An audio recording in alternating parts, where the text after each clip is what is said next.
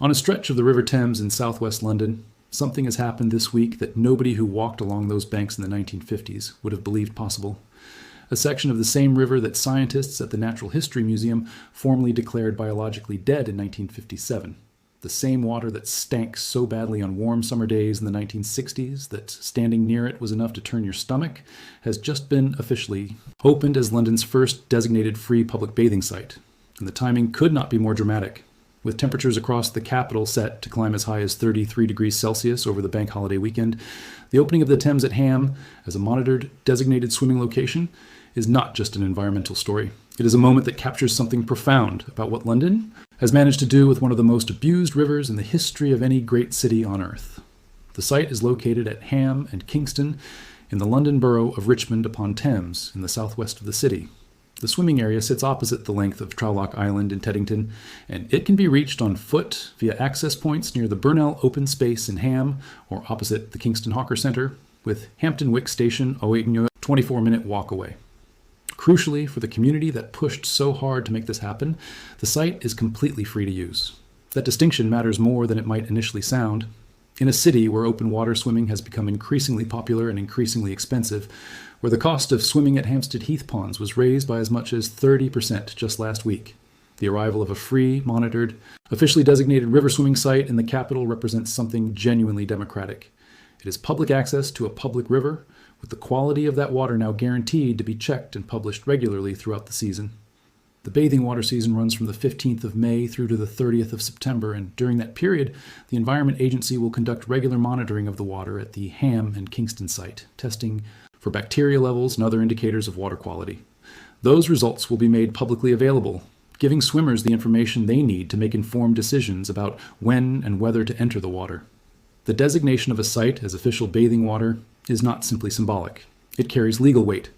Once a site is designated, it must meet specific water quality standards set by the bathing water. Regulations and water companies and regulators are required to take active steps to improve quality if standards are not met. Environmental campaigners have long argued that the expansion of designated bathing water sites across the country is one of the most effective tools available for pushing water companies to clean up their act, because designation creates a legal framework and a public record that makes failures visible and accountable. The Ham and Kingston site is part of a broader national initiative that saw the government designate 13 new bathing water sites across England this year, bringing the country's total number of officially recognized swimming locations to 464. The full list of new sites spans the country, from Little Shore and Amble on the Northumberland coast, to Newton and Noss Creeks in Devon, to the River Fowey in Lostwithiel in Cornwall, to the River Swale in Richmond in North Yorkshire, where the river cascades over limestone steps, to New Brighton Beach on Merseyside. One of the other proposed sites was Pangbourne Meadow in Berkshire, a stretch of the Thames that local campaigners describe as the river location that inspired Kenneth Grahame to write The Wind in the Willows. Another was the beach at West Bay in Dorset, the filming location for the television drama Broadchurch. The geographic spread of the new designations tells the story of a country increasingly reclaiming its natural water spaces for public recreation. But of all 13 new sites, none carries the historical weight of the Thames at Ham. The story of what had to happen for this moment to be possible is one of the most remarkable environmental reversals in the history of any major European city. And it begins in a place that is almost impossible to imagine from the vantage point of a swimmer stepping into the water today. The River Thames runs 229 miles from its source near Kemble in Gloucestershire to Southend-on-Sea in Essex, where it empties into the North Sea. For most of that journey, I passes through some of the most densely populated land in Britain, and for centuries, that proximity to human activity defined what the river became. Medieval London treated the Thames as its rubbish dump, its sewer, and its industrial drain simultaneously. As the city grew through the centuries of the Industrial Revolution, the pressure on the river intensified with every decade. Factories discharged chemicals, heavy metals, dyes, and oils directly into the water. Gasworks, tanneries, chemical plants, and paper mills all contributed their waste to the same tidal flow. The sewage infrastructure of Victorian London, while revolutionary in its ambition when it was first built under the direction of engineer Joseph Bazalgette in the 1860s, was designed for a city of a fraction of the population that eventually demanded it. By the mid-20th century, the system was overwhelmed. Then the Second World War bombing raids damaged the sewer network across the capital, and raw sewage began entering the river in volumes that effectively extinguished whatever aquatic life remained. Surveys conducted in 1957 found what scientists had already suspected. From Kew to Gravesend, a 69-kilometre stretch of the Thames through the heart of London, no fish at all were recorded. The dissolved oxygen levels in the water, the measurement that scientists use to determine whether a river can support life, had fallen to just 5% of saturation. For context, most freshwater fish require at minimum 4 to 5 milligrams of dissolved oxygen per liter to survive. The Thames was providing approximately 0.5 milligrams per liter. The Natural History Museum issued its conclusion in formal scientific terms. The River Thames was biologically dead. What happened next is one of the most sustained and ultimately successful environmental rehabilitation projects ever undertaken in the United Kingdom, and it deserves to be told in full because the opening of the Ham and Kingston bathing site is its most recent and most visible chapter. The turnaround did not happen quickly or easily. It required decades of investment, legislation, political will, and genuine scientific commitment. From 1976, all sewage entering the Thames was required to be treated before discharge. Legislation introduced between 1961 and 1995 progressively raised water quality standards across the river and its tributaries. The establishment of the National Rivers Authority in 1989 created a regulatory body with real powers to enforce those standards.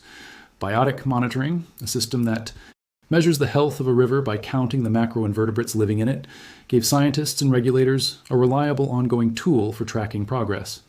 The results over time were extraordinary. The flounder became officially the first fish species to return to the Thames in 1967, just 10 years after the Biological Death Survey. It was followed by 19 freshwater fish species and 92 marine species, including bass and eel, which recolonized the estuary and lower reaches of the river.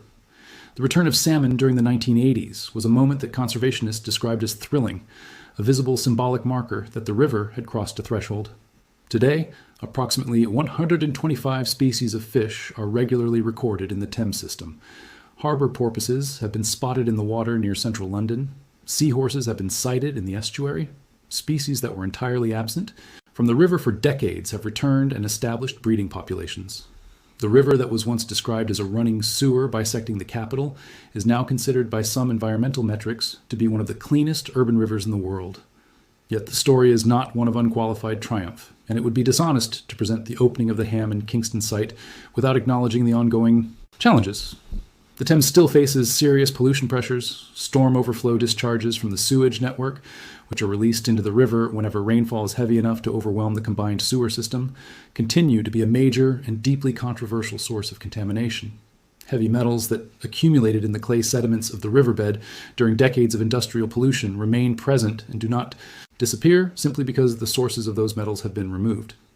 Pharmaceutical compounds, microplastics, and agricultural runoff from the Thames catchment area all contribute to a water quality picture that remains complex and variable. In 2025, 87% of England's designated bathing sites were rated excellent or good, and 93% met at least the minimum standard, but 7%, representing 32 sites around the country, failed to meet minimum water quality requirements. The Environment Agency's decision to designate the Thames at Ham reflects confidence that this specific stretch of the river meets the standards required, but that confidence will be tested and verified by the regular monitoring program that designation now mandates.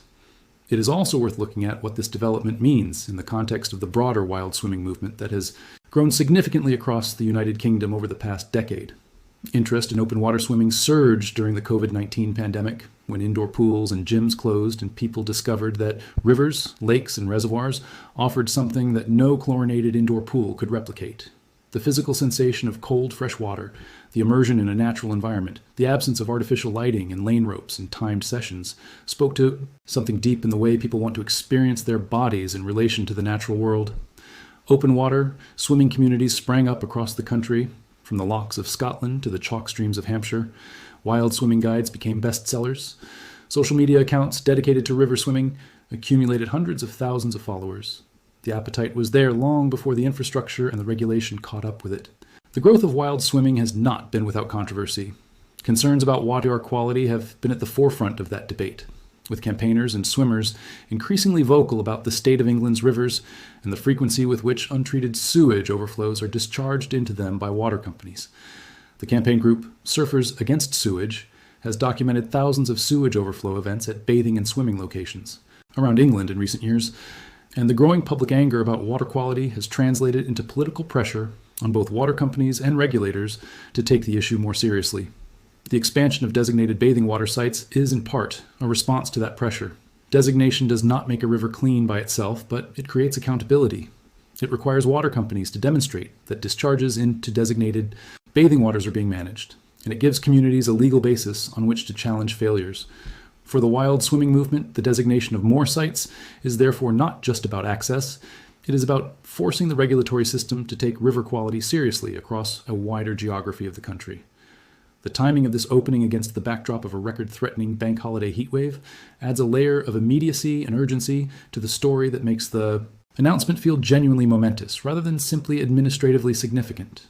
When temperatures in London are expected to reach or approach 33 degrees Celsius, the question of where people can safely cool down becomes a public health issue as well as a leisure one. The Thames at Ham offers something that no heated outdoor Lido and no private members club swimming spot can offer. It offers the river itself, free, publicly accessible, monitored for safety, and available to anyone who can get themselves to the bank. For families without gardens, for people in flats without air conditioning, for anyone who cannot afford the rising fees of London's private open water swimming venues, that matters enormously. The opening follows what Richmond Council described as record levels of public support during the consultation process. The Ham and Kingston site was not chosen arbitrarily by government officials. It was pushed forward by local communities, environmental campaigners, and wild swimming advocates who gathered and presented evidence that thousands of people were already swimming in this section of the Thames throughout the year, without any formal designation, any water quality monitoring, or any safety oversight. The grassroots effort transformed a popular but unofficial swimming spot into a formally recognized and legally protected bathing water area. Councillor Gareth Roberts, the leader of Richmond Council, described the Thames as one of Richmond's defining features, with communities living and working on both sides of the river, and welcomed the designation as an opportunity to build on the borough's commitment to improving riverside access. The Ham and Kingston site also carries a particular piece of historical resonance that gives the opening of the 2026 bathing season an additional dimension. This stretch of the Thames opposite Trowlock Island was, in the Victorian era, a popular swimming location. People came to this same river at the same bend in the water to bathe during the summer months over 150 years ago. Then, the industrial pressures on the river made that impossible for generations. The official opening of the site in May 2026 is, in a very literal sense, the return of something that was taken away. It is the restoration of a relationship between Londoners and their river that was severed by pollution and is now, after decades of painstaking environmental work, being carefully and officially renewed. For those planning to visit the site, the practical details are straightforward. The Thames at Ham is free to use for the duration of the bathing water season, which runs until the 30th of September.